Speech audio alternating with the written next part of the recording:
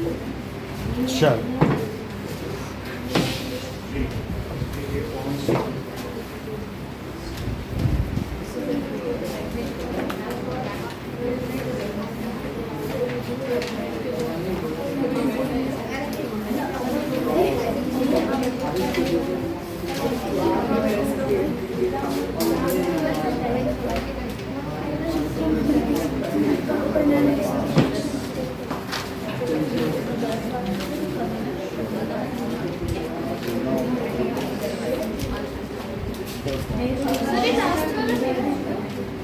ये एक का नाम नहीं है।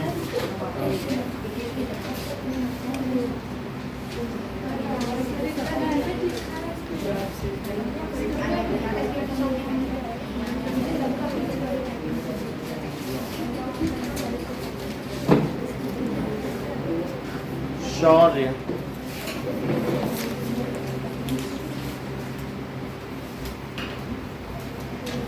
कल आप लोगों को काफ़ी दे देंगे, 10 पेपर दे देंगे।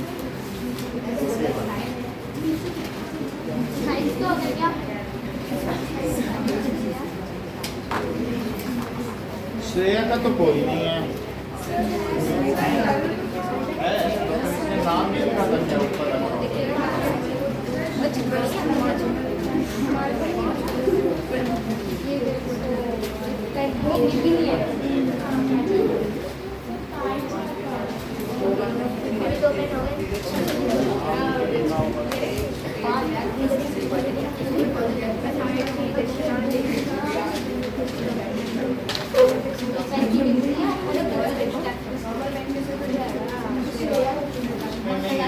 वाले अलग कर देख लो।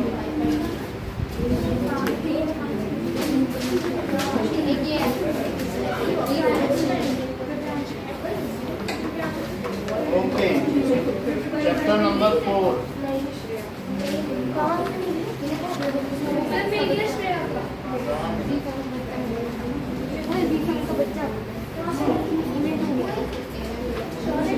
ओके ओके, किसी में फुल है शौर्य? कितने में?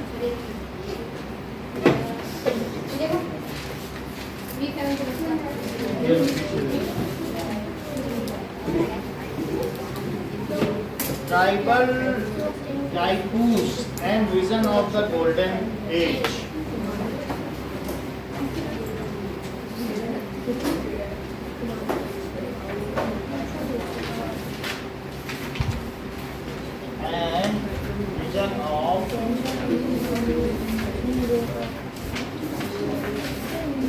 गोल्डन एज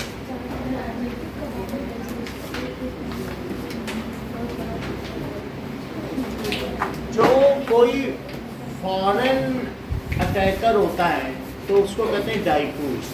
जो बाहर से कोई आ गया विदेशी और हम पर कब्जा करके बैठ गया तो उसको क्या कहेंगे? डाइकूस। ट्राइबल्स यानी आदिवासी, और एक सुनहरे युग की परिकल्पना गोल्डन एज। तो ट्राइबल्स को भी नुकसान हुआ था when this East India Company, ठीक है, was occupying territory and making new laws, then the East India Company also made few laws for that is forest also। तो उसने फॉरेस्ट लॉ भी लगा दिया। अब फॉरेस्ट लॉ के प्रोमलगेशन से क्या हुआ कि जो ट्राइबल्स है वो जंगल में नहीं जा पा रहे थे। जैसे आपको मालूम है ट्राइबल्स का टोटल लाइफ किस पर डिपेंड होता है? सब एक जंगल पर होता है, उसी से सब कुछ लेते हैं, ठीक है कि नहीं? तो ट्राइबल्स को बहुत नुकसान हुआ उससे। और फिर उन्होंने, उनमें एक था बिरसा मुंडा, वो मुंडा ट्राइबल था, अभी भी उसको देवता मानते हैं। उसने खुद को भी क्लेम किया था, प्रोक्लेम किया था कि मैं भगवान का बेटा हूँ, क्योंकि उसमें ऐसी शक्तियाँ थी कि जैसे कोई बीमार होता था तो उसको ठीक कर देता था या कुछ कर देता था। तो आदिवासियों में ही था, लेकिन उसमें कुछ अजीब सी शक्तियाँ थी। तो वो ट्राइबल्स में कुछ अलग अलग तरीके के चमत्कार भी कर लेता था। तो इसलिए उसने प्रोक्लेम किया कि मैं तुमको ब्रिटिश राज से मुक्त कराऊंगा और फिर से हमारी जंगल की ज़िंदगी वापस आएगी।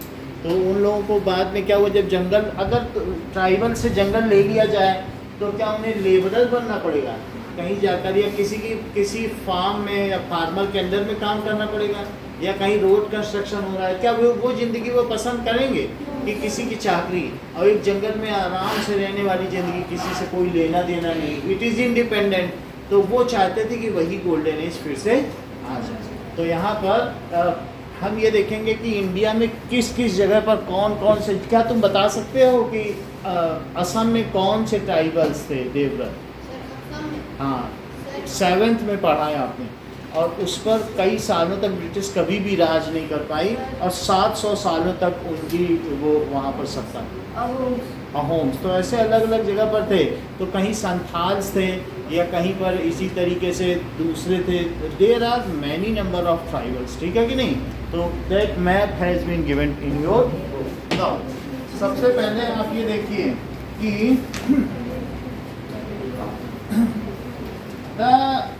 in 1895, तो 1895 a man was seen roaming in the forest। तो बिरसा मुंडा एक ऐसा व्यक्ति था जो ऐसा कर रहा था। तो सिर्फ उसके अपने ही ट्राइबल कम्युनिटी के नहीं थे लोग जो उसको भगवान मानने लगे थे, और भी दूसरी कम्युनिटी के लोग थे। जैसे आपको मालूम है बंजारा, गोंड, ये सब एमपी के हैं। बंजारा हो गए, गोंड हो गए, तो वो सब भी उसको अपना देवता मानने लगे थे। संथाल हो गए। इसी तरीके से राठवा, यहाँ पर राजस्थान में राठवा ट्राइबल्स हैं, भील भी हैं। अभी भी तुम यहाँ से उदयपुर जाओगे तो रात को भील के अटैक का खतरा रहता है। या फिर रनकपुर टेम्पल जाओगे जो नंबर 1 है, जैन टेम्पल, तो वहाँ रास्ते में भील मिलते हैं, बिल्कुल घना जंगल है। अगर रात को 7-8 बज जाएगा तो वो अटैक करके वो ले लेते हैं। उनसे पुलिस भी भिड़ती नहीं है क्योंकि वो जंगल में फिर चले जाते हैं। तो अभी भी कई कई जगह ट्राइबल्स का जैसा लाइफ है वैसा ही चल रहा है और वो अपनी लाइफ जी रहे हैं। धीरे धीरे वो लौट रहे हैं समाज में, नहीं तो कुछ वैसे भी हैं जो वैसे भी जी रहे हैं, ठीक है कि नहीं? नाउ इस तरीके से हमने देखा कि बिरसा मुंडा को बहुत सारे लोग, दूसरे ट्राइबल कम्युनिटीज़ के लोग भी अपना भगवान मानने लगे थे। साउथ में इतनी ट्राइबल कम्युनिटी नहीं थी जैसा कि इसमें मैप में दिखाया गया है, क्योंकि सब बहुत ज़्यादा रिफाइंड हो गए थे। तो वहाँ पर सिर्फ एक कम्युनिटी, दैट इज़ माला इरुलर, ठीक है? तो माला इरुलर है, और बाकी कहीं कहीं भोटिया थे, कहीं गुर्जर थे। तो जम्मू एंड कश्मीर में गुर्जर लोग रहते थे। गुर्जर अभी वहाँ की लैंग्वेज भी है इसी तरीके की, तो अलग अलग थे। तो कंस्पिरेसी के चक्कर में ब्रिटिश की ईस्ट इंडिया कंपनी ने बिरसा मुंडा को 2 साल के लिए क्या कर दिया? सजा दे दी, अरेस्ट कर दी। लेकिन जब वो फिर बाहर निकला तो उसने फिर एक्टिवेट किया लोगों की कि हमको ब्रिटिश के खिलाफ लड़ना है। तो ब्रिटिश से उनकी लड़ाई भी हुई कई जगह, और कई जगह ब्रिटिश की हार भी हुई। और लास्ट में इसको क्या हुआ, कोई बीमारी हो गई और बीमारी की वजह से बिरसा मुंडा मर गया। लेकिन फिर भी ये माना जाता है कि बिरसा मुंडा ने लोगों को ये दिखा दिया कि हम ब्रिटिश, हम common people also can fight with Britishers.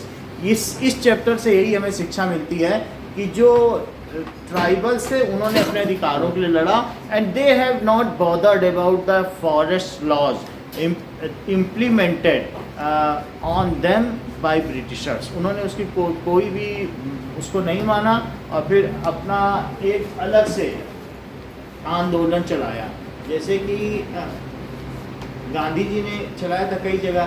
तो ऐसे कई आंदोलन चलाए, तो इन लोगों ने भी अपने आंदोलन चलाया। नाउ सो कुछ इसमें आप लाइफ देखो। पहला फिगर आपको क्या दिखाता है बताइए? और डाइकूस का क्या मतलब है ये भी इसमें देखो, दैट इज आउटसाइडर्स। डाइकूस का मतलब है जो भी हो, आउटसाइडर्स। सो इसमें दिखाया गया ट्राइबल्स वहाँ के लोकल नेटिव्स थे, और डाइकूस जो भी बाहर से आता था उसको आउटसाइडर्स कहेंगे। यहाँ दिखाया गया ट्राइबल्स की लाइफ है, वो कुछ न कुछ जंगल की लकड़ी से बना रहे हैं, जैसे आप ऊपर देखो, और उसको टोकरी में ले जाएंगे और नियर बाई मार्केट में बेचेंगे। तो पहले एक ऐसा सिस्टम था, शौर्य, क्या बार्टर सिस्टम था? बार्टर सिस्टम से तुम क्या समझते हो? किसी वस्तु को देते थे, कोई वस्तु दे रहे हैं, तो पहले बार्टर सिस्टम से। तो ये जो ट्राइबल्स थे, ये लोग क्या करते थे, घने जंगलों में रहते थे। तो लकड़ी, पुरुषों का काम होता था लकड़ी काट देना पेड़ों की। उससे क्या होगी, क्या धूप आने लगेगी जमीन में? और स्त्रियों का क्या काम होता था कि उस जमीन को साफ करना। तो आपको मालूम है कि कुछ ऐसे इंस्ट्रूमेंट होते हैं जिससे ज़मीन को ऊपर से क्लीन किया जा सकता है। हो हो, जैसा पहला चैप्टर में आपने पढ़ा था ना साइंस में, कि हो से ऊपर से सफाई कर देते थे, और हो से सफाई करने के बाद वो सिर्फ सीड्स को स्कैटर करते थे, प्लोइंग नहीं आती थी उनको, सिर्फ वो ज़मीन को साफ कर देते थे। और चूंकि वहाँ की ज़मीन बहुत सॉफ्ट होती थी एंड रिच ऑर्गेनिक मैटर रहता था, बहुत घास इकट्ठी होती जा रही, तो अगर वो प्लोइंग नहीं भी करते थे तो उनकी ज़मीन मॉइस्ट होती थी, तो ऐसे ही हो करने के बाद, स्कैटर करने के बाद भी उनके बीज खूब उगाते थे, क्योंकि वहाँ कभी पहले फसल उगाई ही नहीं गई है, and it is with plenty of nutrients.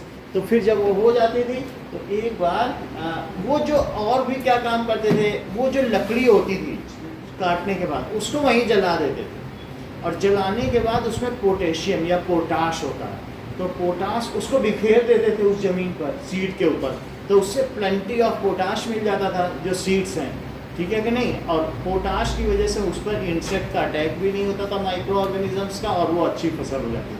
अच्छा, वो झूमिंग फॉर्मेशन करते थे। क्या तुम ये बता सकती हो रिया, ये झूमिंग फॉर्मेशन और पेस्टोरलिस्ट में क्या अंतर है?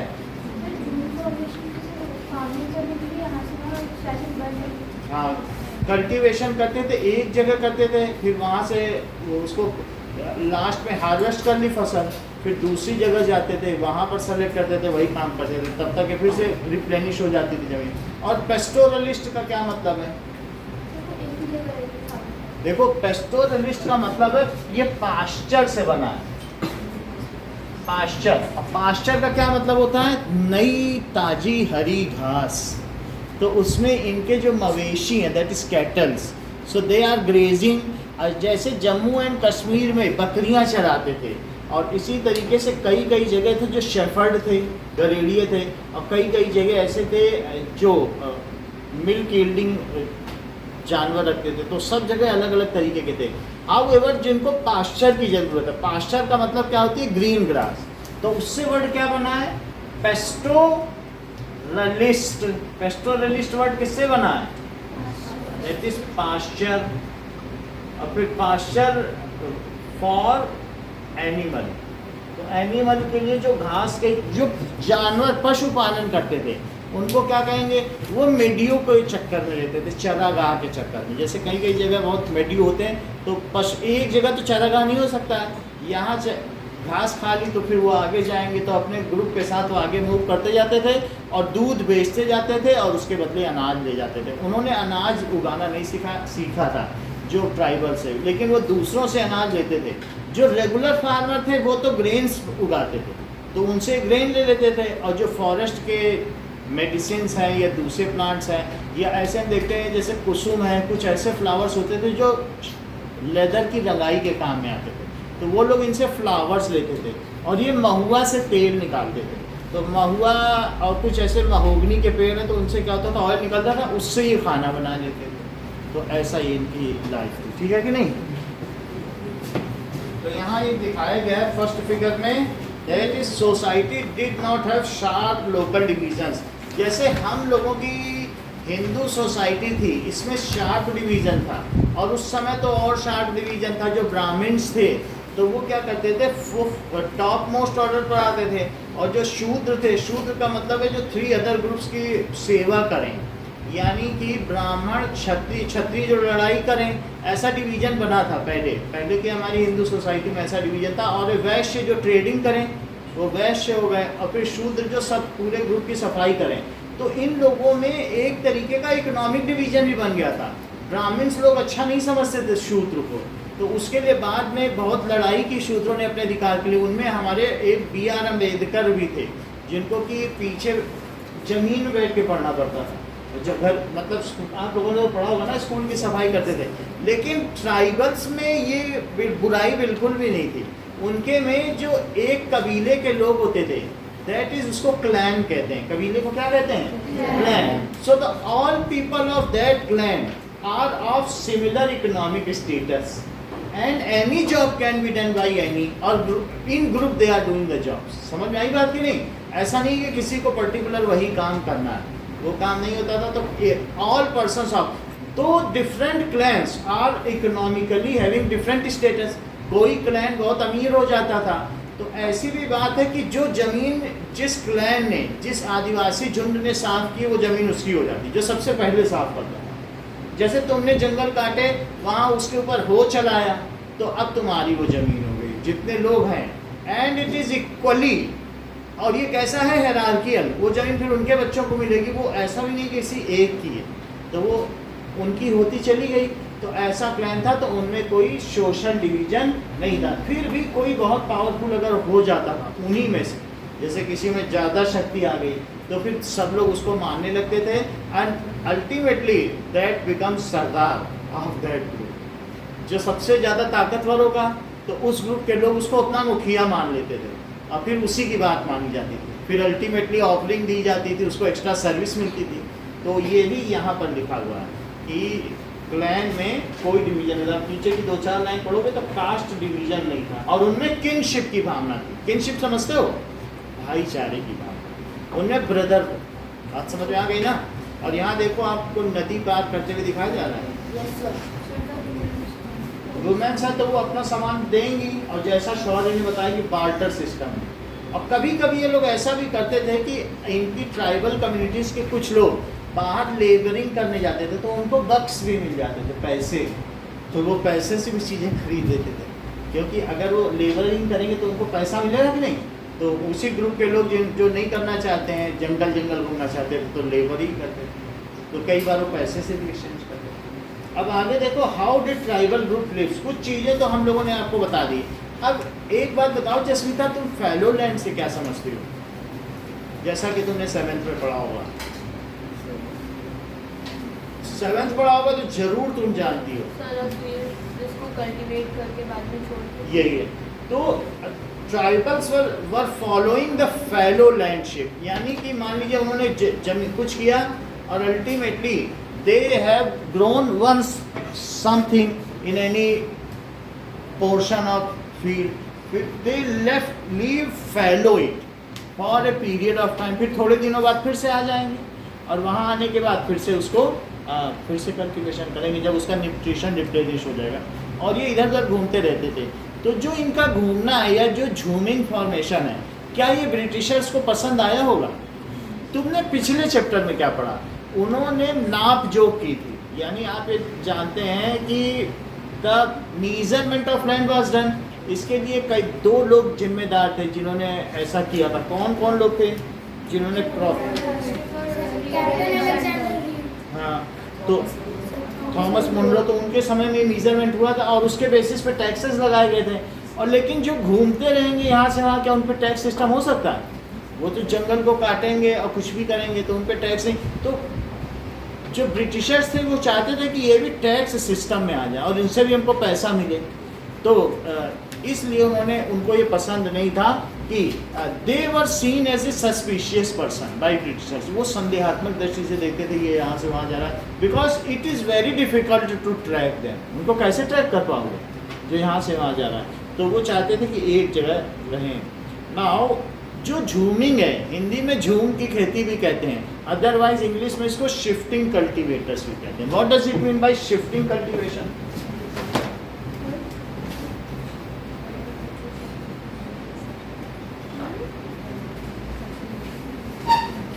That is, if a portion of land is cleared by tribal group, तो ट्राइबल ग्रुप लैंड को साफ करें, ठीक है, और कल्टीवेट इट, कुछ ना कुछ cultivate, some crop,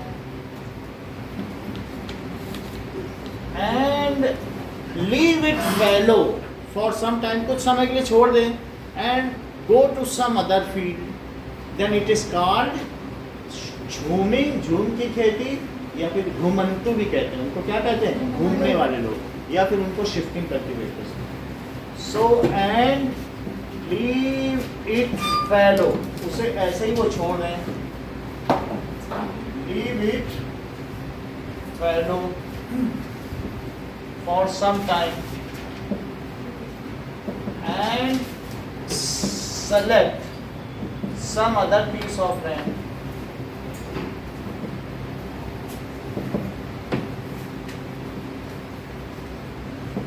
this is called shifting, cultivation और झूमिंग।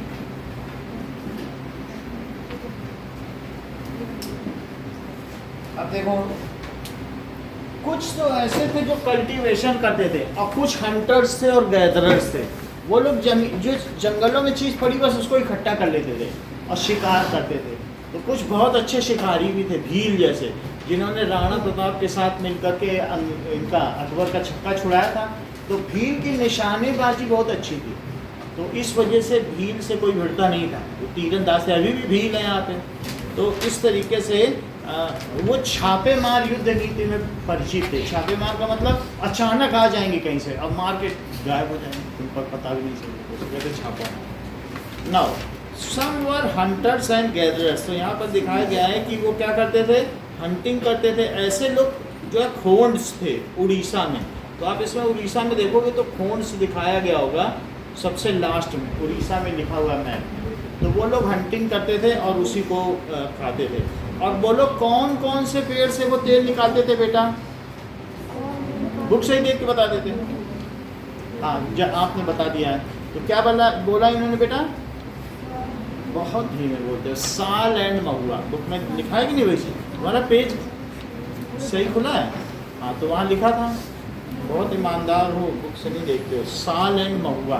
सो साल एंड महुआ में ऑयल रहता है। There are some oil seeds, तो कुछ ऐसे सीड्स होते हैं जैसे मूंगफली को भी दबाओगे तो हाथ में तेल आ जाएगा। तो मूंगफली के भी तो तेल बाजार बिकते हैं कि नहीं? सोयाबीन ऑयल भी होता है। तो साल और महुआ से वो लोग तेल निकालते थे और महुआ को सड़ा भी लेते थे, उसकी शराब भी पीते थे। तो बिरसा मुंडा ने बताया कि तुमको ये ड्रिंकिंग अल्कोहल प्रोसेस छोड़ना पड़ेगा, नशेबाजी, क्योंकि भगवान को पसंद नहीं है। तो उन्होंने सोशल रिफॉर्म्स भी किए बिरसा मुंडा ने। उन्होंने बोला ये जो आदिवासी करते हैं, अगर वो नशे में पड़े रहेंगे तो क्या ये अच्छा होगा? वो जागेंगे कब? तो उन्होंने बोला ये सब आपको छोड़ना पड़ेगा। नाउ, और यहाँ पर बताया कि कुसुम एंड पलाश फ्लावर, लास्ट में क्या लिखा है?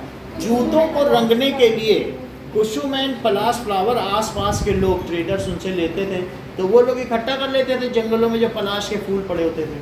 तो उसके बाद ये गीत भी तुमने सुना होगा कि जब भी मेरे घर आना तुम फूल पलाश के लिए आना। तो पलाश के फूल इतने सुगंधित होते हैं। तो कुसुम एंड पलाश फ्लावर को वो इकट्ठा करके आसपास के ट्रेडर को बेच देते थे। तो उनका ये काम था। These were collectors and hunters. अगला देखो। सो ये बात भी कही गई है कि जो इंडिया का ये पोर्शन है मिडिल में, इसको ये बहुत ऊंचा है। इंडिया का जो मिडिल पोर्शन है वो कैसा है? उसका क्या नाम है? ये बहुत अच्छा, जैसा इन्होंने कहा है कि सेंट्रल हाईलैंड, बहुत कम बच्चों को पता है, देखो शौर्य बताया। उसके नीचे भी बताओ बेटा, ये क्या बताया? ये ठीक बताया, डेक्कन प्लेट्यू, दोनों जैसा कि शौर्य ने बताया। बीच वाले को आपने क्या बताया था? अब तो वो बता दी आपने। और नीचे वाले को आपने क्या बताया? हाँ, डेक्कन प्लेट्यू। तो यहाँ पर इन दोनों जगहों पर क्या हुआ था, बाद में लोगों ने जो ट्राइबल्स थे उन्होंने प्लोइंग भी शुरू कर दी। हमने कहा था पहले होश से साफ करते थे, लेकिन बाद में उन्होंने ग्रेन्स उगाने भी शुरू कर दिए। ग्रेन प्लोइंग से ही फिर ग्रेन उगेगा थोड़ा। नाउ अब सम ऑफ देम, कुछ तो रोड कंस्ट्रक्शन का करते थे, कुछ ऐसे थे। एंड बट जो बाइगास ट्राइबल्स थे, इसी में लिखा है कि Baigas tribals were reluctant to do the labour job. वो चाहते थे कि हम लेबर का जॉब नहीं करें और किसी के अंडर में भी जॉब नहीं करना चाहते थे। बाइगास कहाँ के ट्राइबल्स थे? मध्य प्रदेश। तो ठीक है, पहले इन्होंने बताया हर चीज़। तो बाइगास जैसा कि मैप में इन्होंने बताया मध्य प्रदेश में। बीच की जमीन को क्या बताया था शौर्य आपने? तुम तो चुप ही बैठे हो, अभी वो नौसिया है कि अभी घर से आए, इसी वजह से। सेंट्रल हाईलैंड तो बता ही नहीं रहे, दुनिया बता रही। ठीक है, तो उन्होंने क्या करना शुरू कर दिया था शौर्य? Listening is learning. तुम सुन ही नहीं रहे हो, हम कह रहे हैं आगे बैठ जाओ, कान कच्चे हैं तुम्हारे, कान में आवाज ही नहीं पहुंच रही। सो यहाँ पर ये बात हो गया। अब इसके बाद क्या हुआ कि धीरे धीरे जब ये लोगों में एक्सपोज होने लगे, अपने सामान को बाहर दुनिया को देने लगे, पलाश के फूल देने लगे, कुसुम देने लगे। तो मनी लेंडर्स थे। मनी लेंडर्स तुम्हें मालूम है वो इंग्लिश मैन ही थे, वो पैसा देते थे, जैसे हमने पिछले चैप्टर में नहीं पढ़ा था। उन्होंने इनको पैसा देना शुरू कर दिया कि तुम हमसे पैसा लो और हमारे लिए पलाश के फूल लाओ। तो फिर लेकिन फिर वो ट्रैप में आ गए। इंडिगो है, लेकिन इन ट्राइबल से वो चाहते थे जो फॉरेस्ट के वो भी थे, मतलब फॉरेस्ट ऑफिसर, और वो मनी लेंडर से मिलकर कहते थे इनको पैसा दे दो जिससे ये हमारे फॉरेस्ट के लिए लकड़ी काटें, क्योंकि स्लीपर्स बनाना। स्लीपर्स में मालूम है जो बैटन्स होते हैं, पहले रेल की पटरी के नीचे मोटे मोटे लकड़ी के, पुरानी रेल की पटरी देखी है, लकड़ी के बैटन्स उसके नीचे बिछते थे। तो वो जंगलों को काट के तो वहाँ पे बनाए जाते थे। उसको कौन काटेगा, जंगल में सब तो नहीं जा सकते, नॉर्मल आदमी जंगल में नहीं जा सकता, तो उसके लिए ट्राइबल सबसे अच्छे थे। तो वो उसके लिए इनको एडवांस पैसा दे देते कि हम तुम्हारे खर्चे के लिए दे रहे हैं, तुम हमारे लिए काम करो। तो लेकिन ऐसा करने पर ये क्या हो गया, धीरे धीरे ट्रैप में आने लगी मनी लेंडिंग की वजह से। तो ये लोग नहीं चाहते थे, ये चाहते ही नहीं थे कि बाहर से कुछ भी लेना पड़े। ये चाहते थे जैसे हम शुरू में, हमारी गोल्डन एज थी, हम शुरू में बाहर से कुछ भी नहीं लेते थे, ये बार्टर सिस्टम भी नहीं चाहते थे। कहते थे हमें लेना ही ना पड़े। जो सबसे लास्ट सॉन्ग बिरसा मुंडा का है उसमें लिखा हुआ है कि हम चाहते हैं कि हमें बाहर से लेना ही ना पड़े कुछ। अभी हम बताएंगे आपको। तो ऐसी स्थिति में लास्ट सॉन्ग है कि नहीं, तो हम बार्टर सिस्टम भी नहीं फॉलो करना चाहते, हम एक पैसा भी नहीं लेना चाहते और ना बाहर से कुछ सामान लेना चाहते हैं, क्योंकि फॉरेस्ट ही हमारी माँ है, ऐसा बिरसा मुंडा ने बोला। तो ये अभी भी वहाँ के ट्राइबल्स का गीत है जो सबसे पॉपुलर गीत और गुनगुनाया जाता है। तो अब ज़रा देखें कि यहाँ पर दिखाया गया है कि tribals means market and commerce. अगर ट्राइबल मार्केट जाएगा और उसमें व्यापार में जाएगा तो क्या होगा बताइए, कि व्यापार में जाएगा तो इसका मतलब है डेब्ट एंड ट्रायल, तो इसलिए वो नहीं जाना चाहता था। कुछ ट्राइबल्स ऐसे भी थे जो उस समय कैकून जानते हो, जैसे सिल्क के कैकून है सबसे ऊपर, लाइफ साइकिल ऑफ बटरफ्लाई, ऐसे सिल्क के लिए तो कैकून होता है जिसमें सिल्क होता है, मतलब वो जो प्यूपा होता है अपने चारों तरफ एक धागे से बुन लेता है। हाँ, तो उसको इनको क्या करते थे, वो 2 रुपए से 3 रुपए देते थे जो ट्रेडर से 1000 ककून्स। 1000 ककून्स लेते थे बकेट डलिया भर के और 2-3 रुपए लेते थे, और फिर वो बाजार में उसको 5 गुना दाम पे बेचते थे जो मिडिल मैन। तो इन लोगों को बहुत कम पैसा मिलता था। अगले पेज पे लिखा हुआ है, और लेकिन जैसे कि कहाँ पर लिखा हुआ है कि बहुत कम पैसा मिलता था, 2 से 3 रुपए दिए जाते थे, ठीक है कि नहीं, अभी मैं बता देता हूँ। और अल्टीमेटली ठीक है, फिर भी सुन लो, अभी दिखेगा तो बता देंगे। कहीं पर लिखा होगा कि चीज में लिखा होगा, किसी को दिख रहा है? ये देखो इधर, ये सिल्क की कटिंग यहाँ पे लिखा होगा कि, और फिर इन लोगों है ना 3 to 4, ये बोले 3 to 4, हाँ 3 to 4 लिखा, 3 से 4 रुपए में इनको कैकून इनसे ले लेते थे 1000 कैकून और बाजार में बेच देते थे। तो बोलो इनको तो नुकसान हुआ ना, मिडिल मैन को कितना फायदा हुआ, वो 5 गुना दाम पे बेच रहा है। और ये सिल्क, क्या इंडिया का सिल्क दुनिया में नंबर 1 सिल्क था? और फिर वो जो सिल्क था वो जानते हो कहाँ बेच दिया जाता था? ब्रिटिश में नहीं भेजा जाता था, वो उज्जैन में भेज दिया जाता था, वहाँ पर उसको करने के लिए। और बिहार में भी एक जगह है जहाँ पर, वहीं पर पढ़ लो तो पता चलेगा कि कहाँ पे भेजते थे। सो मैनी ट्राइबल ग्रुप्स कैकून भेज दिया था, और गया और बर्धवान में जाकर उस सिल्क के कपड़े बनते थे, ठीक है, सिल्क की मसनद, सिल्क के तकिए, फिर वो ब्रिटिश में जाता था। तो कैकून को डेवलप भी तो करना पड़ेगा ना, तो वहाँ जुलाहे थे, तो गया में वो ये काम करते थे। लिखा है कि नहीं, बर्धवान। तो ऐसा भी होता था। अब यहाँ पर एक चीज़ और भी दिखाई गई है कि नेक्स्ट पेज पर, कि एक संथाल गर्ल है जो फायरवुड इकट्ठी कर रही है बिहार में। ये देखो संथाल गर्ल। तो संथाल गर्ल, इसमें ये दिखाया गया है कि एक इंग्लिश मैन था, दैट इज वेरियर एल्विन। वो 10 साल इनके साथ रहा, और 10 साल रहने के बाद उसने क्या लिखा है कि जैसे चैत वैशाख सावन भादों पूस माघव अषाढ़, ये जेठ अषाढ़, ये सब होते हैं कि नहीं महीने, तो वो इसमें लिख रहा है कि इनका एक साइकिल है, ये कभी भी कुछ भी नहीं उगाते हैं। चैत के महीने में क्या करते हैं कि ये हो से क्लियर करते हैं, फिर उसके बाद क्या करते हैं, फिर हंटिंग के लिए निकल जाते हैं, चैत बैसाख, फिर उसके बाद ऐसे ऐसे दिखा बैसाख के महीने में वुमेन जो है लकड़ियाँ इकट्ठी करती हैं, तो सब चीज़ इसमें लिखी है कि फिर सावन में क्या करते हैं, फिर भाद्र पक्ष में क्या करते हैं, फिर आषाढ़ में क्या करते हैं, एवरीथिंग जो मंथली ईयरली साइकिल होता है ना, तो उस ईयरली साइकिल से कैसे कैसे काम करते हैं, that was all well described by Elwin. ठीक है, that is Elwin, Verrier Elwin ने ये बात बताई। It is all as per the, जबकि इनको महीने का कुछ पता नहीं है, लेकिन उसको पता था, तो देख रहा है कि इन्हें सब मालूम है, ये डेज भी नहीं गिन पा रहे, इनको महीने का भी कोई अंदाजा नहीं है, but everything was in schedule. उसने 10 साल रह के देखा, इनको मालूम है कि कब क्या करना है, ये कैसे गिनते थे। Now some took to settled cultivation. जब ब्रिटिश का प्रेशर आया तो इन्होंने क्या ऑप्ट कर लिया कि कहीं एक जगह रह करके फिर सेटल्ड कल्टीवेशन कर लिया, और फिर धीरे धीरे उन्होंने किस चीज़ का इस्तेमाल करना शुरू कर दिया, शौर्य बोलो। सेटल्ड कल्टीवेशन के लिए किस औजार का इस्तेमाल जरूरी है, प्लोइंग करना शुरू कर दिया, और प्लोइंग करने के बाद फिर उन्होंने ग्रेन्स उगाना शुरू कर दिए। तो दूसरी चीज़ों से सब्जी उगाने की जगह उन्होंने क्या शुरू कर दिया, ग्रेन्स को तो ये ले जा कहीं भी ले जा सकते हैं, सब्जी तो नहीं ले जा सकते ना, तो ग्रेनिंग शुरू कर दी।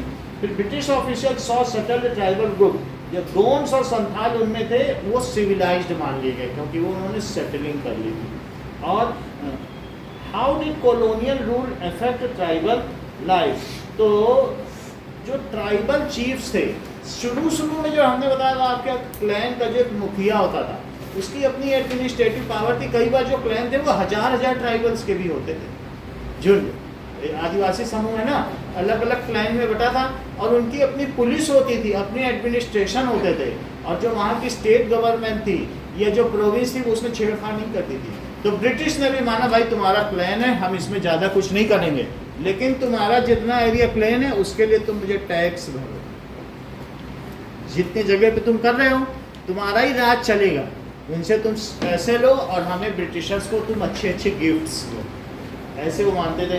तो इसके ऊपर ये कविता लिखी गई, इस कविता को भी देखो, that is the song of Maikal.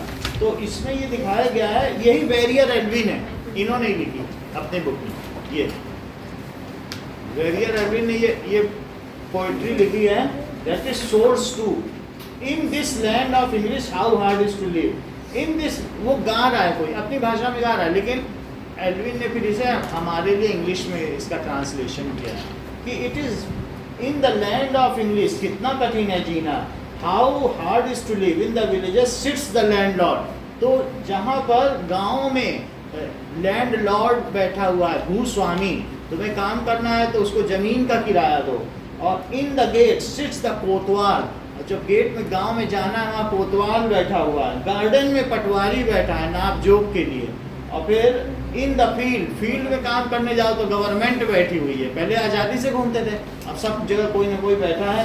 To पे कैटल टैक्स, अगर तुम्हें कैटल का टैक्स पे करना है तो कैटल ही बेचनी पड़ जाएगी, we have to sell cow.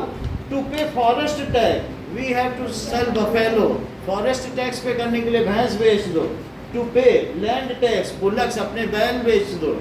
और to pay land tax, how are we going to get our food, हम कैसे अपना खाना खा पाएंगे। तो उनकी ये एक तरीके की पैरोडी है, एक रुदन का स्वर है, जिसमें यहाँ दिखाया गया है कि कितनी मुश्किल से वो लोग जीते थे। नाउ अब यहाँ पर दिखाया गया है कि अगले वाले में कि एक लॉग हाउस बनाया जा रहा है अरुणाचल प्रदेश में। अरुणाचल प्रदेश लेटर ऑन, जब हमें मालूम है अरुणाचल प्रदेश का भारत में कैसे विलय हुआ, यही बता सकते हैं, क्योंकि सबके बस का नहीं है, ये टेक्निकल व्यक्ति हैं जिनसे हाँ बोलो। जैसा कि उन्होंने हम सबको बताया कि जब चाइना ने तिब्बत ऑक्युपाई कर लिया तो इंडिया ने उस तिब्बत का एक पोर्शन अपने कब्जे में ले लिया, वो अरुणाचल प्रदेश। तो फिर ये 62 की लड़ाई में हुआ। तो अरुणाचल प्रदेश 62 में हमारे पास आया। और गोवा कब आया? ये ठीक है, जैसा मैंने बताया कि 1975 में गोवा को स्पेनिश लोगों ने हमारे अंदर में कर दिया। तुम ये सब कहाँ यूट्यूब से देखते हो? हर चीज़ तुम्हें कैसे बता देती है। सो जैसे यहाँ दिखाया गया अरुणाचल प्रदेश में बम्बू से घर बनाते हुए एक व्यक्ति को दिखाया गया है। सो दे वर टेक्निकल, वो अपना घर खुद बना लेते थे, ठीक है कि नहीं? क्योंकि वहाँ पानी भरा रहता था नीचे नीचे, तो जमीन में बम्बू गाड़े जाते थे, फिर उस पर घर बनता।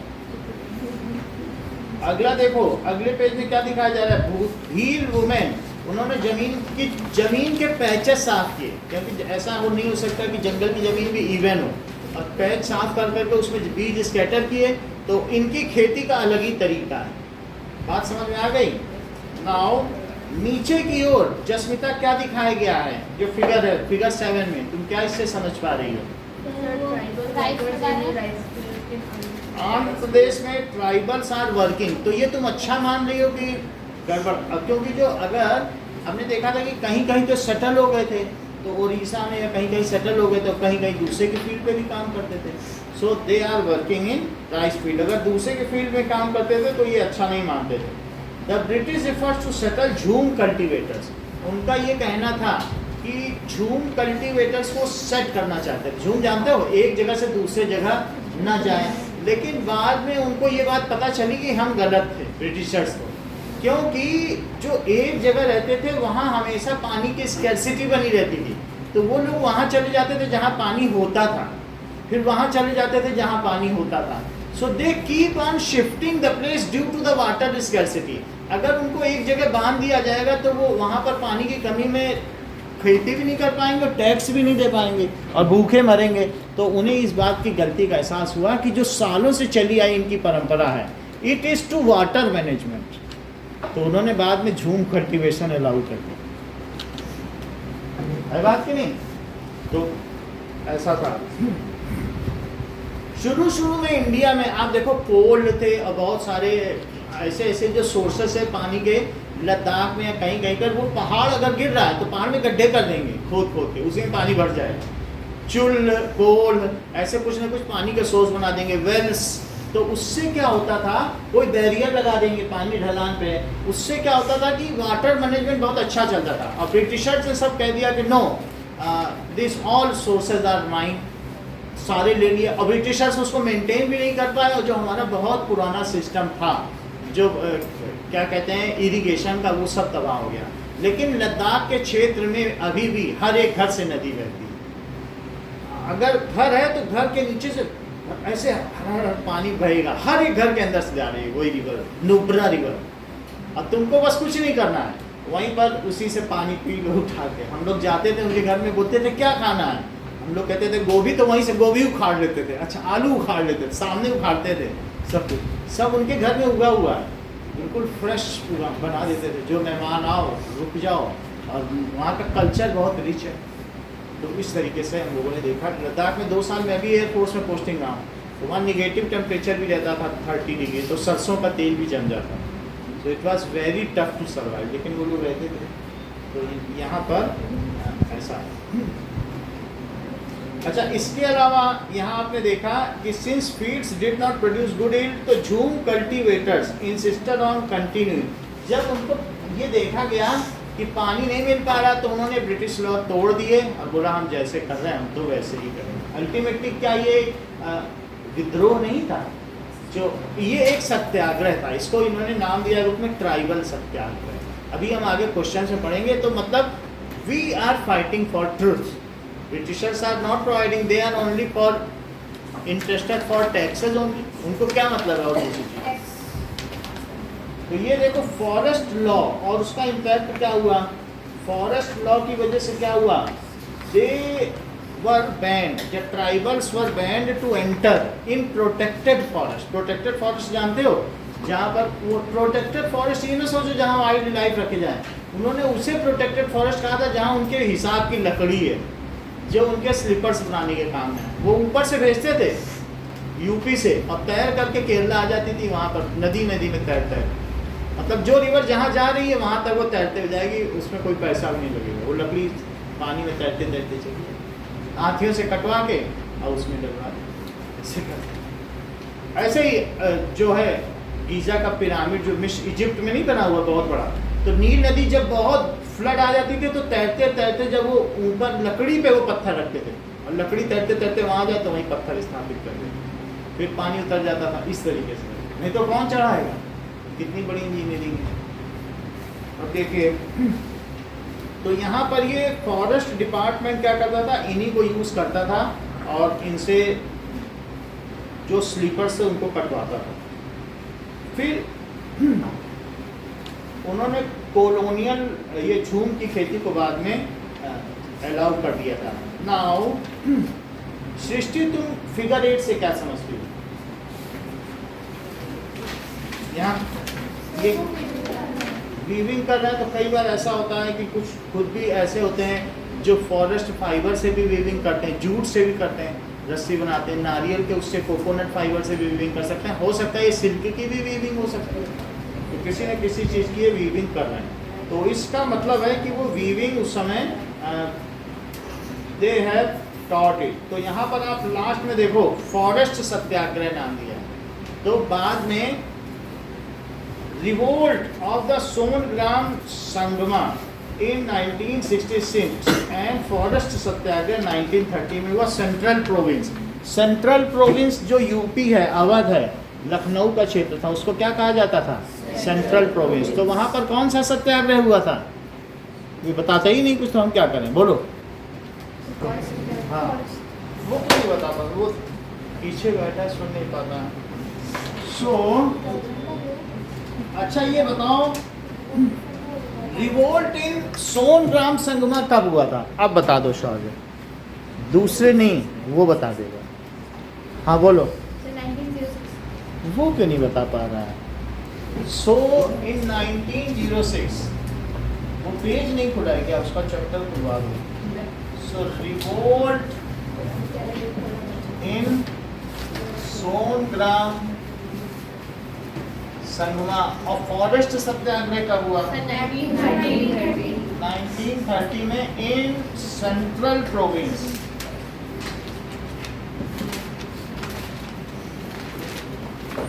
फॉरेस्ट सत्याग्रह ये क्वेश्चन में आएगा आगे चल के। तो हमने ये भी देखा कि ट्रेडिंग में प्रॉब्लम आने लगी थी, क्योंकि जो मिडिल मैन था वो अमीर बनता जा रहा था, और जैसा कि सृष्टि ने बताया कि 3 से 4 रुपए उनको मिलता था 1000 पकून्स का, और फिर उसको वो 5 गुना दाम पे मिडिल मैन बेच दिया करता था, जो कि गया में था या फिर वर्धमान में। तो इस तरीके से उनको फ़ायदा होता था, इनको ठीक से नहीं मिल पाता था। फिर इन्होंने देखा, इन्होंने बोला महाजन हमारे एनिमी है, लैंड लॉर्ड हमारे एनिमी है, और कौन कौन से हैं? 4 लोगों को एनिमी मान लिया। मार्केट एंड ट्रेडर्स को इन्होंने अपना एनिमी मान लिया, जो भी इनको पैसे देते थे ना, जो बीच में ट्रेडर्स थे, उन सबको इन्होंने क्या माना कि ये हमारे ऊपर प्रेशर डाल रहे हैं, तो एनिमी है। और अल्टीमेटली आप पीछे देखो, ये लोग कोल माइनर्स, कुछ लोगों ने तो कोल माइनिंग शुरू कर दी थी, और कुछ लोगों ने ऐसा भी किया था कि, क्या तुम्हें ये बात मालूम है, लेट 1920 में, मतलब 1947 में तुम आज़ादी हुए, 1920 में चाय का उत्पादन शुरू हुआ। और ये तुम्हें मालूम है चाय भारत में कहाँ से आई? ब्रिटिश। ये ठीक कह रहे हैं, चाइना से चाय आई, जैसा कि अनमोल ने हम लोग को बताया। ये टेक्निकल व्यक्ति हैं, हम लोग इनके आगे कुछ वो नहीं कर पाते। तो चाइना से आई, तो धीरे धीरे यहाँ के लोगों को चाय फ्री बांटी गई। जैसे तो हम लोगों में स्कूलों में मैगी फ्री बांटी गई थी, क्योंकि कोई खरीद ही नहीं रहा था। तो जब पहला पैकेट मैगी का खाया, उसके बाद तो हम लोग दौड़ पड़े खरीदने के लिए स्कूलों में। तो ठीक है, तो 2 रुपए का पैकेट आता था, फिर 2 रुपए हम लोग मैनेज करते थे। अब जरा देखिए, तो उसी तरीके से जब चाय बांटी गई तो इंडियंस को इसका नशा हो गया। पहले लोगों को बीड़ी का नशा था, बीड़ी भारत में बहुत पहले से थी, लेकिन तेंदू पत्ते से बनाई जाती थी। फिर बाद में इसका नशा हो गया चाय का। तो अब आसाम में उन्होंने माना कि चाय अच्छी उगाई जा सकती, तो सारे ट्राइबल्स को वहाँ ले गए पकड़ पकड़ के कि सब लोग चलो चाय उगाओ। लेकिन जो वहाँ के लैंड लॉर्ड्स थे और ट्रेडर्स थे वो इतने खराब आदमी थे। क्या तुमने पिछले चैप्टर से पढ़ा है कि वो उनको घर नहीं जाने देते थे और वो पकड़ के रख लेते थे, कहते थे कम पैसे में काम भी कराते थे, घर भी नहीं जाने देते थे, फिर वहाँ से लोग भाग जाते थे। ये भी तो पढ़ा है कि नहीं है? लैंड या फिर जो मतलब वर्कर्स थे, वो वर्कर्स ट्राइबल्स थे, तो ट्राइबल अपने घर नहीं जाएंगे, तो वो कभी जाने ही नहीं देते थे, उनको बाड़े बंदी में करके रखते थे जैसे जानवर रखे जाते हैं। तो अल्टीमेटली वो भाग जाते थे। और कुछ कोल माइनर्स थे, तो कोल माइनर्स की इतनी हजारियस कंडीशन थी कि 2000 व्यक्ति प्रति साल मर जाया करते, इतने ज़्यादा वहाँ पर फ्यूम्स निकलते थे, जहरीले फ्यूम। तो कोल माइनर्स में भी ट्राइबल्स की कंडीशन खराब होती चली गई। तो ये भी यहाँ पर दिखाया गया। ऐसा फिगर में लिखा है कि 1920 का ये रेट है, 2000 लोग प्रति साल मर रहे हैं। सब उसको दब के मर जाते थे ना वो। ये ठीक कह रहे हैं कि इतनी जहरीली फ्यूम्स होया करती थी कि उससे दब के लोग मर जाते थे। जैसा भी हो, टेक्निकल बात है।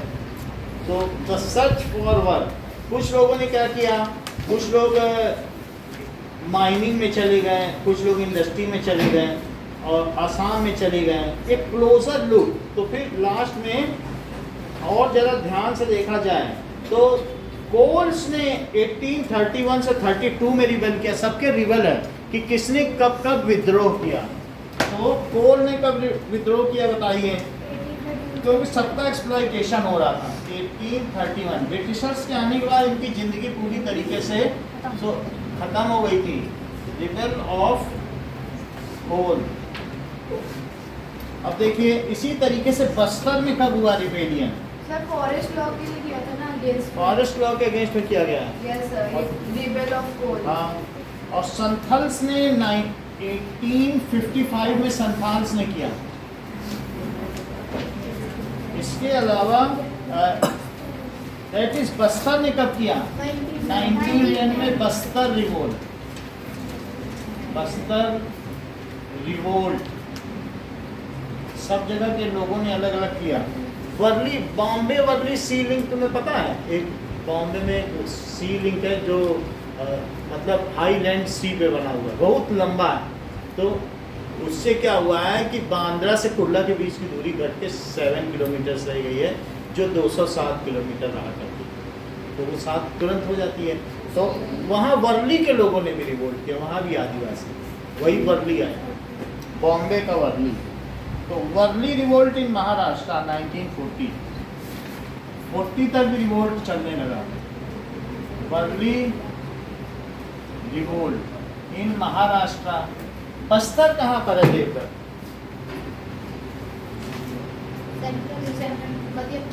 मध्य प्रदेश में, सेंट्रल हाईलैंड में। संथाल ने रिवोल्ट किया। अब आगे देखो, बिरसा मुंडा इन सब का सरदार था और ये क्या करता था? ये मुंडा इसकी वो थी, ठीक है, ट्राइबल्स या क्लैन थी। इसने एक बिरसा मुंडा की लिखी हुई पोएम पढ़ो। क्या लिखता है बिरसा मुंडा कि alas under the force labour blood tickles from my soldier. जब उससे बंधुआ मजदूरी कराई जाती थी। फोर्स लेबर जानते हो कि तुमको पकड़ के मजदूरी करा दी जाए, शाम को छोड़ दिया जाए, जाओ खा लेना जहाँ मिले रास्ते, पैसा भी ना दो, बंधुआ मजदूरी कहते हैं, कुछ भी नहीं दो। तो force labour blood tickles my shoulders day and night the misery from the zamindar annoys and irritates me day and night I groan. और मैं दिन रात कराहता रहता हूँ और ये लोग जमींदार मुझ पर क्रूरता करते रहते हैं। Alas this is my condition, I do not have a home. अब तो मैं कैसे खुशी पाऊँ? How can we get I get happiness. शुरू में ये बांसुरी बजाया करता था, जंगल में अपने पिता के साथ खूब अच्छे से घूमता रहता था, ऐसा यहाँ लिखा हुआ। तो लेकिन फादर भी इसके इधर उधर घूमते रहते थे, तो वो भी घूमता रहता था। And Birsa heard tales of Munda uprising in past and saw the sardars of community urging the people to revolt. और उसने देखा था कि उसकी कम्युनिटी के जो सबसे सरदार थे वो लोगों से कहते थे विद्रोह करो विद्रोह करो, ऐसा उसने सुना था। तो they saw themselves as descendants of original shelters of the region।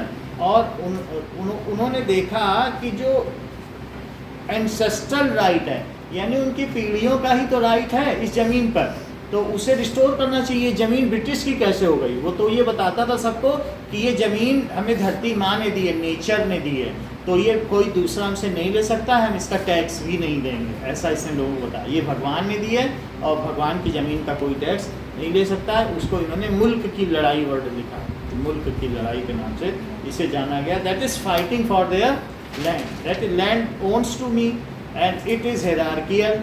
ये हमारी पैतृक ज़मीन है, हम इसके लिए टैक्स क्यों दें? तो ऐसा उसने लोगों को बताया। और वो 2 जगह गया, मिशनरी स्कूल में भी गया, तो वहाँ लोगों ने कहा तुम क्रिश्चियन बन जाओ, तुम्हें बहुत सारा इससे फ़ायदा होगा। फिर वो वहाँ से कहाँ पर चला गया? तब इतना जाने के बाद वो क्रिश्चियनिटी में फिर वैष्णव संप्रदाय पे गया, जो भगवान विष्णु को पूजते हैं। तो फिर वहाँ से भी उसने कुछ सीखा, फिर इसके बाद लौट आया। फिर सब कुछ देखने के बाद उसने मुंडा से बिरसा मुंडा ने बताया कि तुम लोग अब जो है ट्राइबल कम्युनिटी को बोला कि लिकर पीना बंद करो। वहाँ से सीख के आया और तुमको पायस होना है, क्रिस्टाइन होना है, शुद्ध होना है। यानी तुम तभी शुद्ध हो सकते हो जबकि तुम शराब पीना बंद कर दोगे। ठीक है, वैसे ट्राइबल कम्युनिटी में है कि सभी लोग शराब पीते हैं, वो महुआ होता है ना उनमें, तो वो हल्का अल्कोहल होता है, तो थोड़ा थोड़ा वो पीते हैं, उसी बम्बू में डाल बम्बू एक तरफ से बंद होता है, उसी में डाल दो। Now Birsa turned against the missionaries और हिंदू लैंडलॉर्ड्स। वो मिशनरीज के अगेंस्ट हो गया। उसने कहा मिशनरी ठीक नहीं है, क्योंकि वो ब्रिटिशर्स की तो थी, तो जब वही उसके तो कौन थे बताओ? डाइकूज। तो वो तो बाहर से आए हुए लोग हैं, तो वो उनके खिलाफ हो गया। तो शुरू में जब देखा कि वो तो ट्राइबल के लिए वो कर रहा है बंद, अरे मिशनरी के खिलाफ हो गया, इसको डालो 2 साल जेल। जब ये अगेंस्ट हो गया ना मिशनरी के, तभी इसको 2 साल की जेल हुई।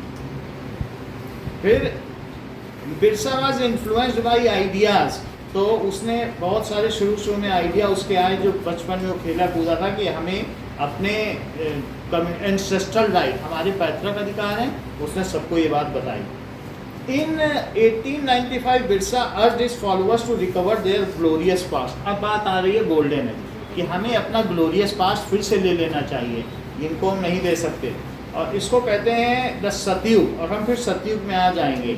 मुंडा live in a good life, constructed embankments, tapped natural spring. बहुत सारी चीज़ें शुरू में मुंडास ने की थी, बिरसा मुंडा ने नहीं की थी, लेकिन मुंडा लोग जो बहुत अच्छे थे शुरू में बहुत कुछ बनाया था। तो उन्होंने एम्बैंकमेंट, जानते हो, कुएं की जगत, कुएं के चारों तरफ जो जगत बनती है ना, जिस पे लोग खड़े होकर पानी खींचते हैं, ऐसे प्लेटफॉर्म, तो उसको एम्बैंकमेंट, तो बहुत एम्बैंकमेंट बनाए गए थे, ऐसे छोटे मोटे पुल बनाए गए थे। तो मुंडा ने बहुत कुछ किया था। तो ये जो सब कुछ किया था, टैप द नेचुरल स्प्रिंग, पानी को कहीं इकट्ठा किया था नेचुरल स्प्रिंग को, तो ये सब उन्होंने किया था। ट्रीज प्लांट किया था, ऑर्चर्ड्स बनाए थे, और इवन प्लो से खेती करना भी सिखाया था लोगों को। तो उसने कहा कि मुंडा का बहुत योगदान है और हम लोग अब they lived honestly. Birsa wanted people to once again work for their land, settle down and cultivate their fields. तो हम उसी को आगे बढ़ाएं और अपना रिवोल्ट जारी रखें।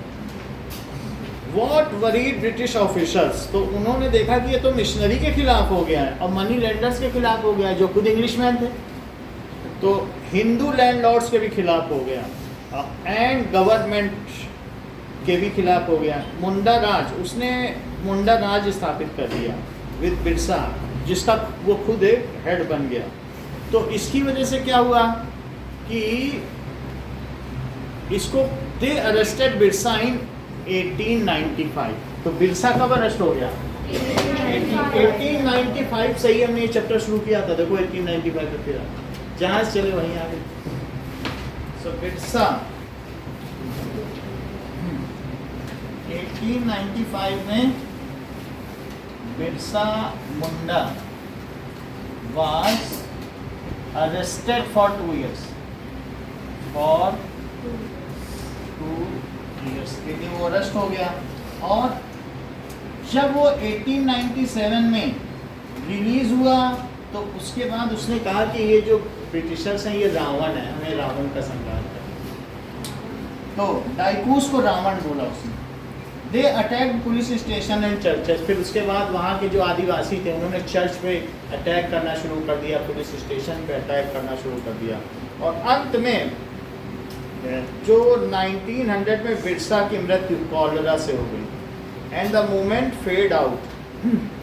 अब ये पता लगाएं कि बिरसा था कहाँ, एक्चुअली कहीं पर पकड़ में आ रहा है। सर झारखंड कहीं था ना, छोटा नागपुर का।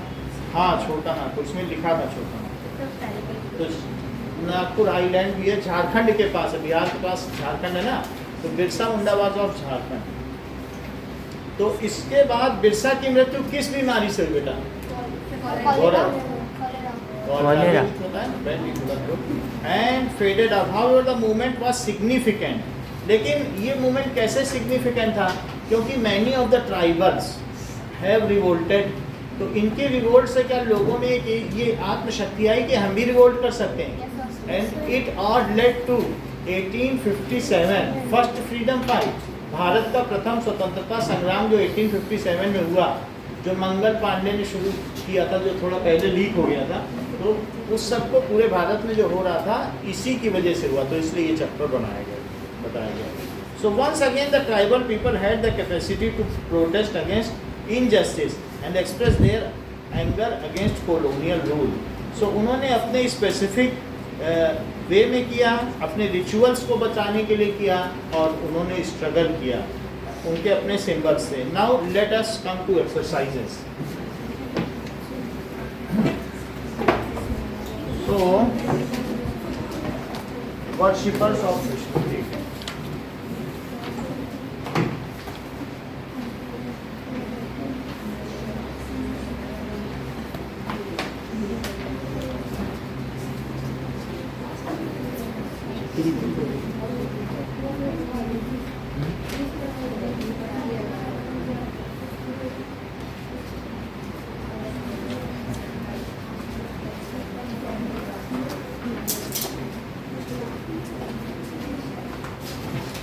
आपका नाम हम ऐड कर लेंगे अभी, ठीक है। और श्रेया का नाम हमने हटा दिया था, वो फिर से जोड़ देंगे। चलिए, तो शौर्य पहले का आंसर दो।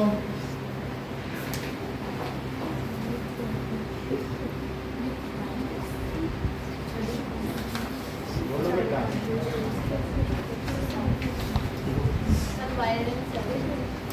Class 8 history chapter 4 exercise solution.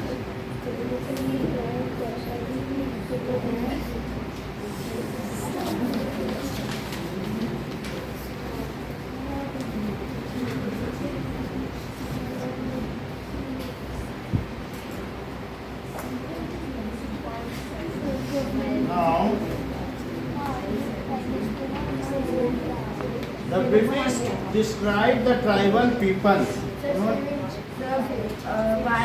Savage का क्या मतलब है? मतलब कुछ ऐसा बोलते से सब देखते रह जाए, destroy टाइप। अच्छा चेक करें इसका मीनिंग क्या है। सर इजी लैंग्वेज में मुंह तोड़ जवाब। अच्छा अच्छा, वो खतरा है ना? नहीं सर, मुंह तोड़ जवाब। अच्छा, सैवेज हिंदी मीनिंग।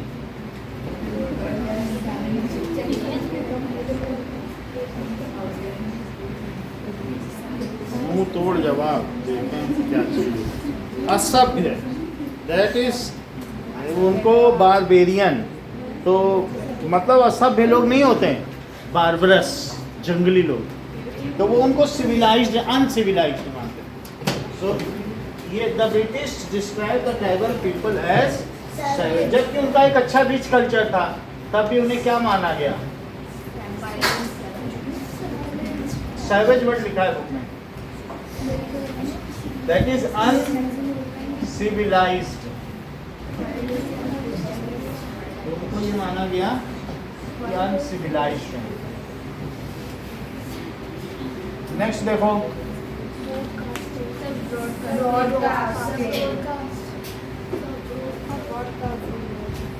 सिविलाइज्ड की स्पेलिंग ठीक है क्या? जेड तो नहीं होगा, SEVO और JED,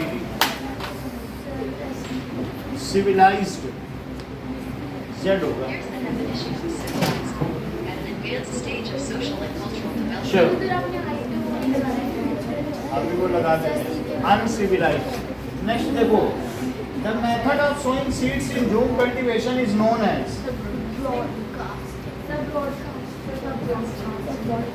broadcast. So jhum cultivation में बस स्कैटरिंग कर दी जाती है और अपने आप वो फैल जाता है। तो जो चीज़ अपने आप फैल जाए तो क्या उसे ब्रॉडकास्ट कहते हैं। ब्रॉड यानी चौड़े भाग में फैल जाए, ब्रॉडकास्ट। उसी से न्यूज़ का भी ब्रॉडकास्ट हो रहा है।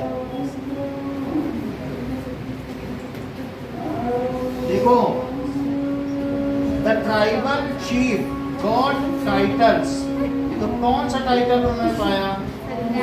Land titles in the central India under British settlement. तो उनको ये तो मिल गया कि जमीन उनको दे दी गई कि भाई पहले भी आप लोग चीफ थे, लेकिन आपको इसके लिए क्या देना पड़ेगा, क्योंकि वो एडमिनिस्ट्रेशन में पढ़ना ही नहीं चाहते थे। वो चाहते थे तुम ही सबसे कलेक्ट करो, तुम ही हमको दो। तो उन्होंने उनको लैंड टाइटल्स दे दिया।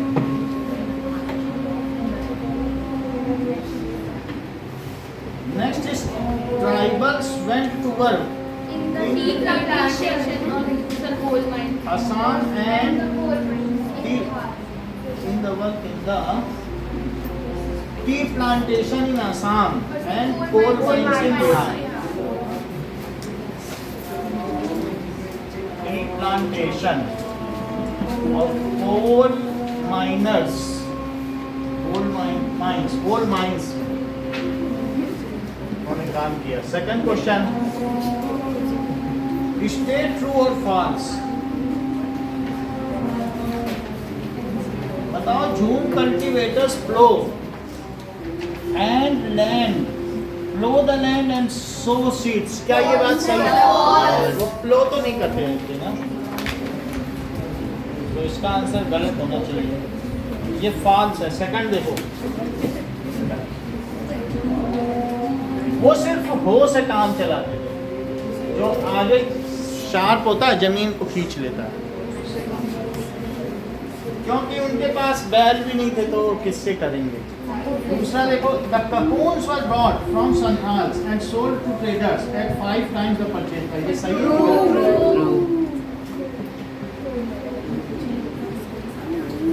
Birsa asked the followers to purify themselves, give up drinking liquor and stop believing in witchcraft। ये सही बात है। उसने कहा कि भूत प्रेत पे विश्वास करना शुरू कर दो, नहीं तो वो लोग क्या करते थे, भूत प्रेत होते हैं उनकी पूजा करनी चाहिए, विच क्राफ्ट। तो ये सब उसने बताया लोगों को कि तुम्हें उन लोगों का एक होता है कोई शक्ति है, शैतानी शक्ति है, तो उसकी पूजा करो तो वो तुम पे नुकसान नहीं पहुंचाएगी। जैसे लोग कई बार उनमें महामारी आ जाती थी ना, तो सोचते थे कोई शैतान उन पे वो कर रहा है। एपिडेमिक कोई भी आ सकती है, पेंडेमिक, अगर विश्वव्यापी है तो पेंडेमिक आ जाए। तो ये बात सही है। उसने कहा कि विच क्राफ्ट, भूतनी और पिशाचनियों पे ध्यान देना बंद करो।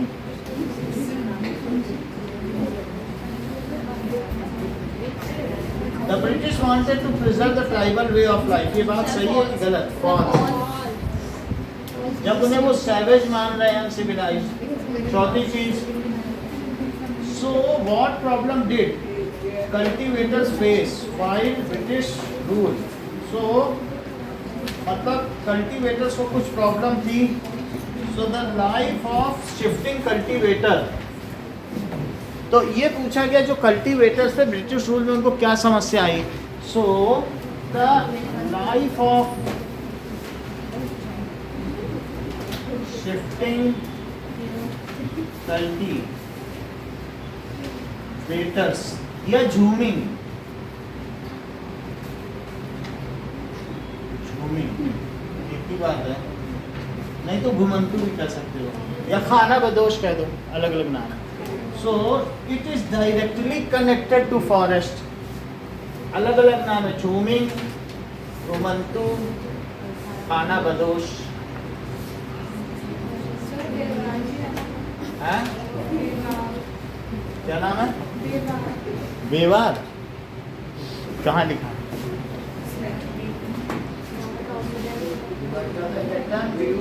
Madhya Pradesh for shifting.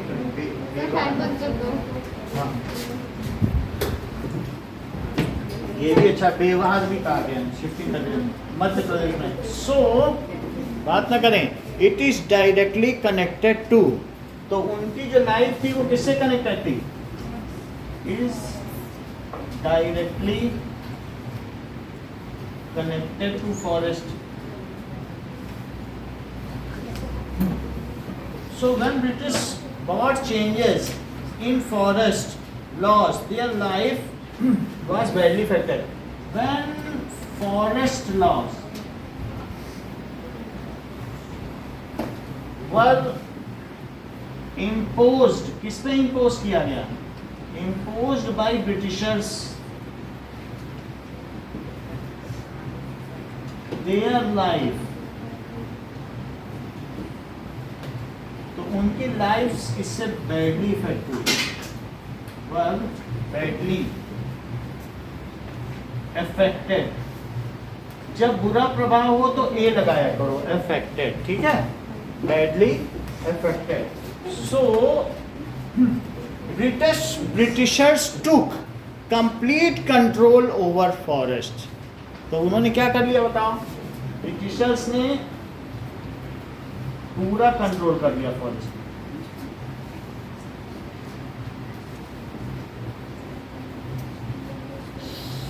Complete control over forests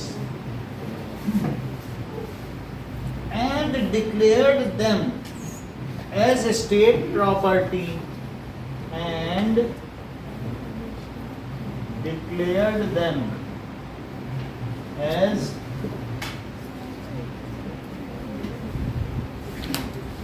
और ये बता दिया गया ये राज्य सरकार की है. तो ऐसे में क्या हुआ? Now the tribals were not allowed to move freely there. ठीक है, and then they have to go to other places for search of labour और वर्क. जब उनको मूव ही नहीं करने दिया जाएगा. So in reserve forest, reserve forest, tribals were not allowed to move. Even enter भी नहीं करने दिया जाता था.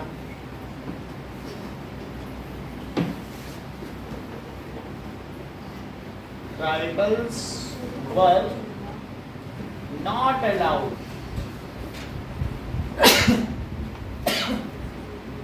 to enter. इसकी वजह से क्या हुआ? As a result,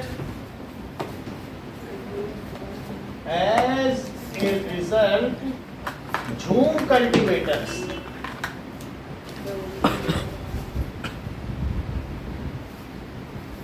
ठीक है had to move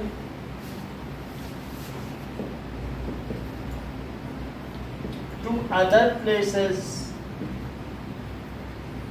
for labor job.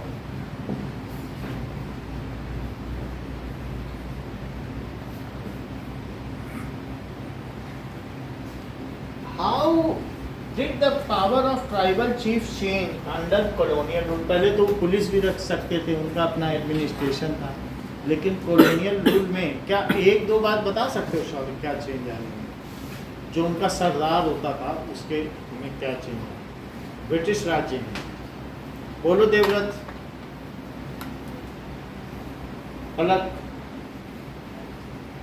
जो उनका सरदार होता था ना ट्राइबल चीफ, तो ब्रिटिश राज्य में क्या चेंज आया? जो चीफ था उससे टैक्स कलेक्ट कर लेते थे. अब बाकी जैसा इसमें लिखा गया कि उसे लैंड टाइटल्स उसे दे दिया गया था कि ठीक है तुम ही लैंड ओनर हो, लेकिन तुम्हें टैक्स कलेक्ट करना है. अब तुम अपनी पुलिस नहीं देख सकते हो. You have to obey the forest laws as well as the British rule. ये भी बोला गया, तुम्हारा अपना रूल नहीं चलेगा. तो ये सारी चेंजेस आए. Question number 4. So the change in power of tribal chief under colonial rule. Change in power of chief under colonial rule. तो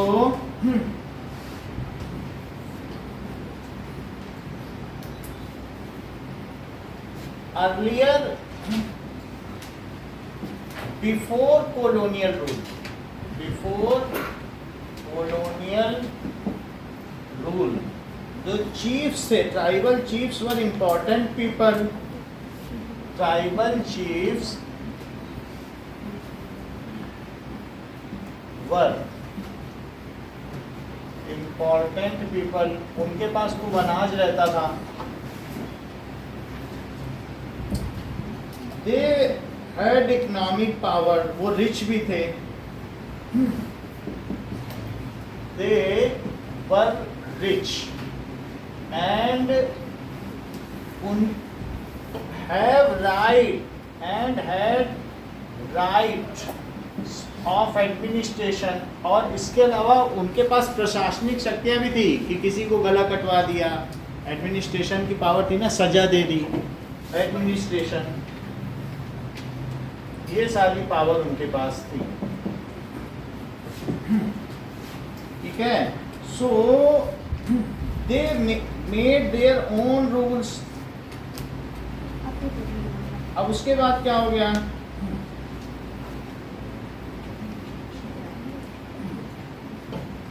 दे हैड देयर ओन रूल्स. और इसके अलावा उनका अपना फॉरेस्ट मैनेजमेंट भी था. अब हम यहाँ खेती करेंगे, फिर यहाँ की ज़मीन सूख जाएगी तो हम लोग चलो वहाँ करेंगे, तो सब बोलते थे हाँ सरदार वहीं चलेंगे. तो उनका अपना फॉरेस्ट मैनेजमेंट था कि नहीं? दे हैड देयर ओन रूल्स. नहीं, जैसे जब ब्रिटिश नहीं आया था तो उनके अपने फॉरेस्ट मैनेजमेंट थे, चीफ थे. And their own forest management, जंगल के प्रबंधन के लिए उनका अपना नियम था. मेट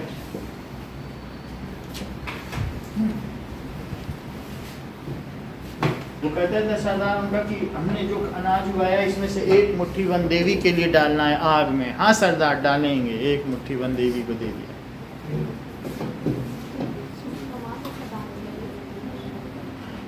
ठीक है. So after the arrival of British क्या हुआ बताओ? सो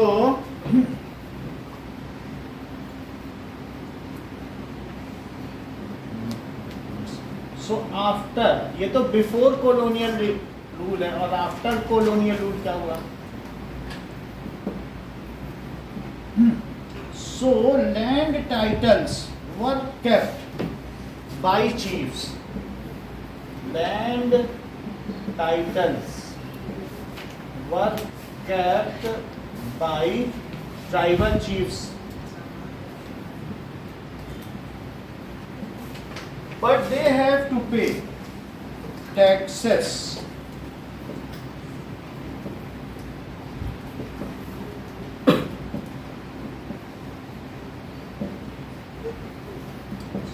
To British रूल को उन्हें टैक्स देना पड़ता था. इसके अलावा क्या हुआ? They have to discipline tribal groups on behalf of British. They were responsible for any activity or crime of their tribal people. अगर तुम्हारे ट्राइबल ने कुछ भी गड़बड़ किया तो मुखिया को जिम्मेदार ठहराया जाएगा. They were responsible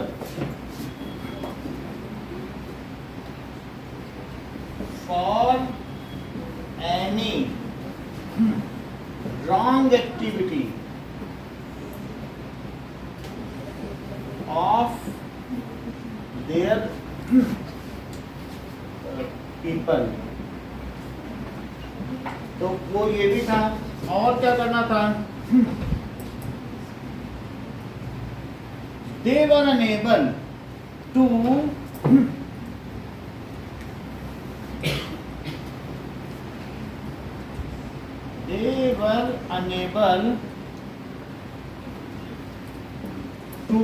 perform their ये ट्रेडिशनल रिचुअल्स, उनके कुछ अपने पारंपरिक कार्यक्रम होते थे, जंगल में आग लगाना या कुछ वहाँ उसके चारों तरफ घूमना, कहते हैं आग नहीं लगा सकते, तो फिर वो रिचुअल्स कैसे करेंगे?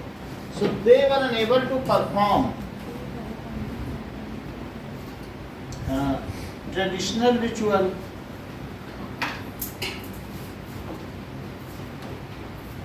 And they lost the administrative powers.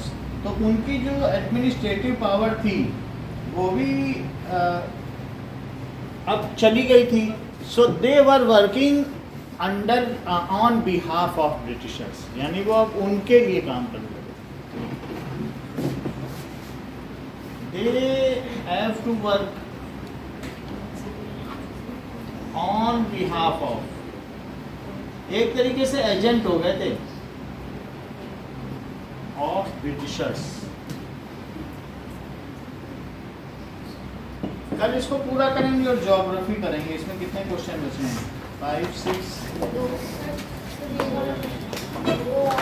6, 2 हैं, तो ये करके ज्योग्राफी का कौन सा चैप्टर है? एग्रीकल्चर